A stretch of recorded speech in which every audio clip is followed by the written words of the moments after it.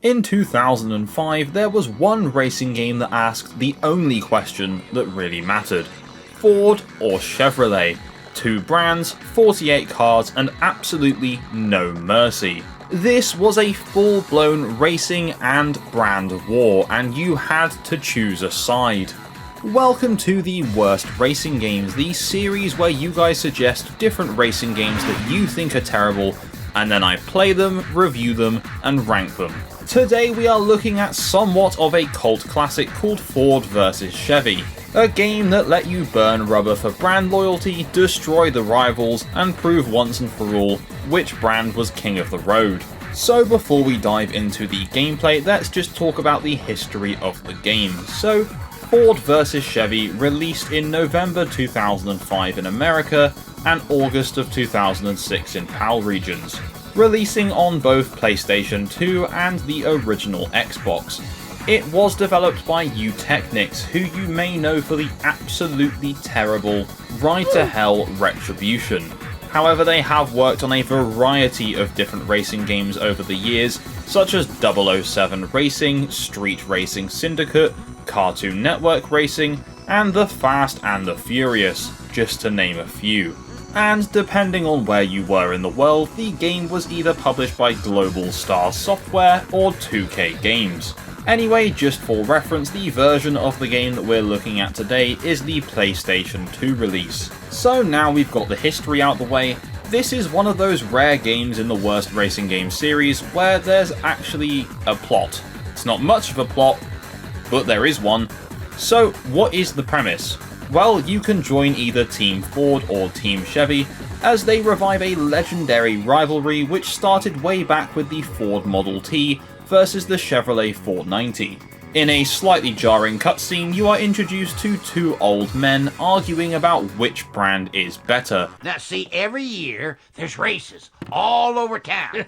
Yeah, Fords versus Chevys it is. When the Chevys whoop the Fords. Ha! Oh boy.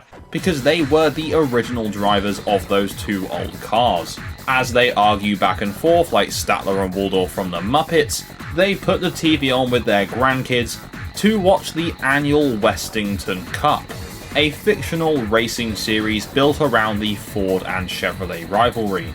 As you make your way through the game's story, which is the Westington Cup, you'll get some more cutscenes of the two old men arguing about the different cars. To be honest, the game could have given me no story reason as to why Ford and Chevy are at each other, and I still would have enjoyed it all the same, but it's nice to have some context and some slightly amusing cutscenes. Now before we jump into the gameplay, if you're a fan of racing games, old racing games, or even niche racing games, then why not hit that subscribe button and tap the bell for notifications to stay up to date with the Worst Racing Games series. And whilst you're at it, if you want to be the first to hear about upcoming videos, streams, or just to come and chat about some cool old games, then join my Discord server using the link in the description below. Anyway, that's enough plugging the channel, let's move on to the gameplay of Ford vs Chevy. So the main gameplay mode in Ford vs Chevy is the career mode called Westington Cup. So let's break down what you do within the Westington Cup. So there are standard circuit races, that is a 6-person race. You'll have 2 teammates of the brand that you chose, and then there'll be 3 opponents from the opposing brand. As well as standard lap-based circuits, you've also got point-to-point sprint races. Much like another Ford racing game we've looked at in the series, titled Ford Street Racing, Ford vs Chevy also features team-based tactics, so you can command your teammates to either attack or defend. But at no point during my gameplay experience, and I played this from start to end, did it tell me that I could actually do this. It wasn't until I looked at the controls and the different control schemes on the options menu that I happened to see that I could use the D-pad to instruct my teammates. Not that it really makes any difference anyway, because you have to win the race to pass. A teammate can't win it, you have to win it. Anyway, on top of your standard circuit races and point-to-point races, there are also drag races. There's 1 per class in the cup, which means if you're just playing the story, you're only going to do 5 drag races throughout the game anyway. But it's a nice little break up from the standard gameplay, and it is fun and satisfying when you get your gear shifts perfect. And then there are also special missions, most of which are kind of samey, but again a nice breakup nonetheless. These will have you doing all sorts of things from breaking billboards to stopping for someone to take photos, delivering invitations. There's one where you have to do some stunts, and my favourite one, which was basically like a small driving test where you have to go between cones, park in different parking bays doing both forward and reverse parking. It was actually kinda cool. So as I briefly mentioned, the Westington Cup is broken down into 5 different classes. To start with, we have Modern Muscle, you move on to Off-Road, then Classic Muscle, then Trucks, and finally Racing Cars. And whilst we're on the topic of cars, let's go through some of the cars that you can drive in Ford vs Chevy. So in the Ford department, we've got off-roaders like the Ford Expedition and the F-150, classics like the Ford Mustang, the Gran Torino, and the Ford GT, and some more recent affairs such as the Ford Focus. And in the Chevrolet department, we've got off-roaders like the Avalanche, and then classics such as the Camaro, Corvette, and some more recent cars, or at least recent for the time, such as the Chevrolet Cobalt. And really, that only scratches the surface of the cars that are available in this game. Now, if you've made it this far into the video, then simply comment which of these 2 car brands you choose below, Ford or Chevy. As well as a fairly lengthy single-player career mode, the game also features a challenge mode, as well as multiplayer. So the challenge mode is basically just the place where you can retry different events from the story to get the fastest possible time, or the best possible score. It doesn't really add anything too much to the game, but it's nice to have something extra, even if there aren't any actual new challenges. And then in the multiplayer department, we have split screen for up to 2 players, although you are limited on the maps that you can choose and the cars that you can drive. It was still kind of fun though, and I know full well I would have enjoyed that split screen mode so much more when I was a kid. As well as this game actually featured online and LAN multiplayer for up to 6 players, which was pretty cool for a slightly lesser known, more budget title from this era. I'm curious, did anyone play this online back in the day? If you did, please let me know, I'd love to hear about your experience. So that's what Ford vs Chevy has to offer in terms of its gameplay modes. What is the actual handling like? Well, the game definitely goes for a more arcadey approach. The physics are very loose, gravity kind of feels all over the place, and no matter what surface that you're driving on, it can feel a bit like an ice rink because there's somewhat of an emphasis on drifting around for score to get boost. It certainly took some getting used to, but after several hours with the game, I did eventually get there and even begin to appreciate what the game was trying to go for.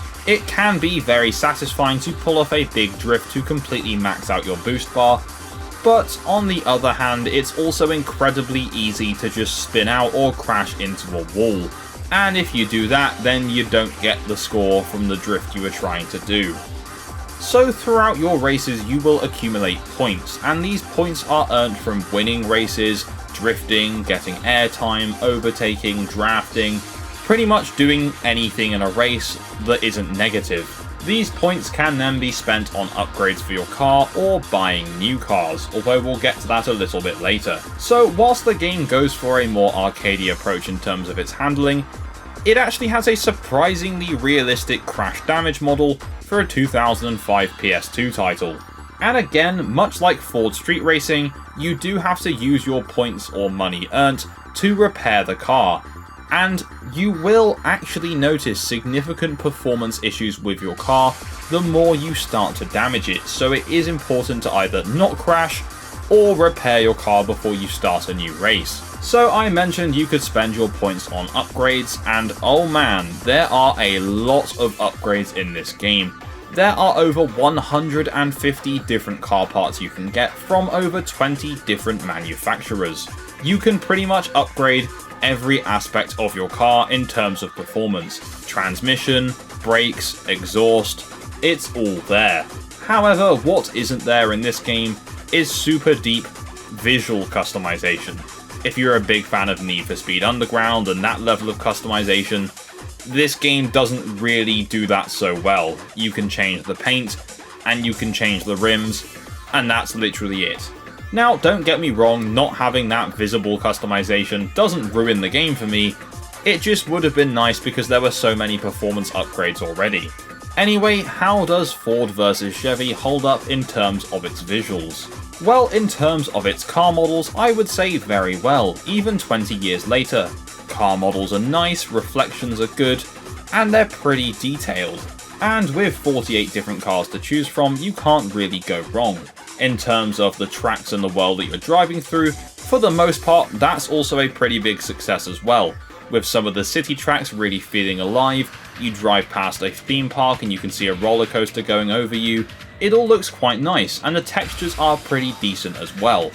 There are a couple of moments where it doesn't look quite as pretty as it should, such as when you're in farmland, the grass textures just look horrible.